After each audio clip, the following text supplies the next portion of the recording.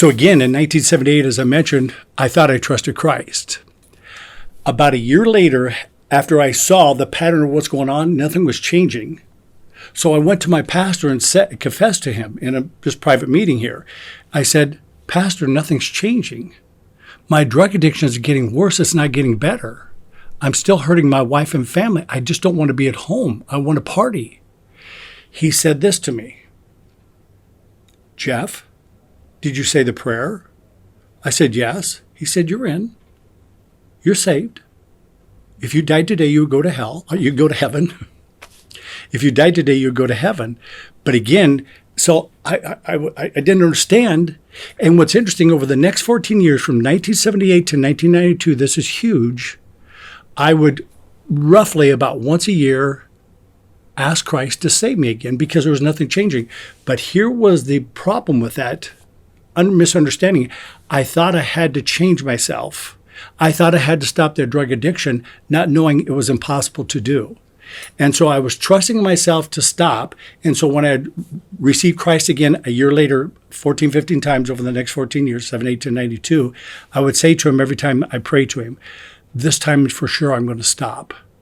And it never went away. You know, when you, I don't know if you've ever been on a diet before or whatever, but every time you try to make a conscious change, whether it's diet, whatever it's this or whatever that, and every time you fail, you put in your subconscious mind, you're a loser. And Satan wants to use that. The world wants to use that, and you will use that yourself to continue to beat yourself down. Now, there's no amount of drugs that can help you because you're in a mess, you're in a hole, but you don't know that. You think you're worthless because you can't stop. And one of the best ways is to help you feel a little bit better about yourself. Definitely don't go get counseling because they're going to ask you the hard questions. Why are you doing this? Whatever the case might be. But again, counseling is good to a point. But I'll come back to that also here by saying, you're going to hear in a second here how you have to have some understanding about the scriptures. But I had no understanding about the scriptures. By the way, this is huge. In 1978 at that Jack Van Impe crusade, Jack Van Impe said, there's power in God's word to change you. I heard him. I never applied it. See, at that time, I was going to a Baptist church, and and I'd never been in a Bible before, and they used what's called the King James Version. You all know what I'm talking about here. Elizabethan language. Now, I have ADD XYZ. I don't retain well. I'm a slow reader, let alone reading an Elizabethan language and trying to understand what that's saying to me, to my heart. So I never read the scriptures. I never touched it with a 10-foot pole. In the late 80s, I'm doing so many bad things, I had the FBI after me.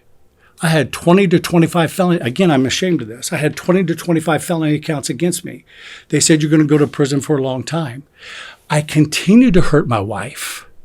My wife, tragically, but logically, actually filed for divorce in the late 80s, early 90s. I don't have the exact date. I was shocked, but understood it. I actually wanted her to divorce me because she deserved to get rid of me. I don't know why, but I wouldn't sign the papers. In fact, she filed for twice, 2 different times, because I was killing her. And again, one of the biggest lies out there, as I've already mentioned on here, you think you're the only one you're hurting is yourself. That's a lie. I don't know if this is true or not, but I've been told the worst kind of abuse is not physical abuse, it's a mental abuse. And again, I had several girlfriends all this entire time. Just horrible. They would call my house looking for me or whatever the case might be. And again, my wife was brutalized, but God told her to stay put. How do you do that?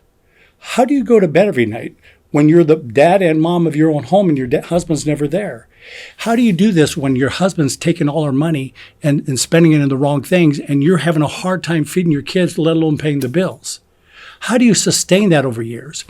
Her number one key was, besides Jesus, of course, is she had close spiritual friends that would pray with her, that would counsel her, that would love on her.